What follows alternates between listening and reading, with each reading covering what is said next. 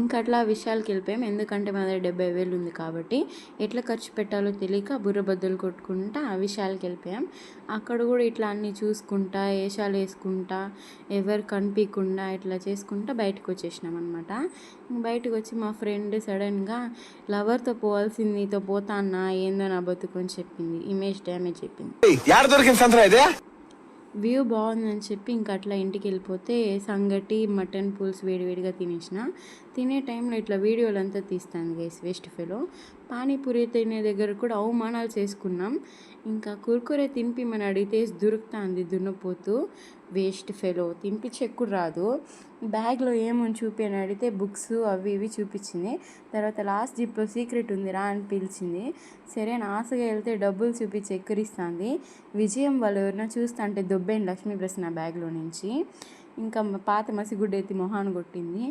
Scale, lid box, అది కూడా pencil లేదంట లిడ్ బాక్స్కి. ఇంకెందుకు నువ్వు కాలేజీకి పోతా అన్నావు అని అడిగిన. వేస్ట్ ఫెలో, కాలేజీకి కూడా సక్రమంగా పోదు. నెక్స్ట్ 2 ఎరేజర్ ఎవరి దగ్గర దొబ్బేసింది, అది కూడా.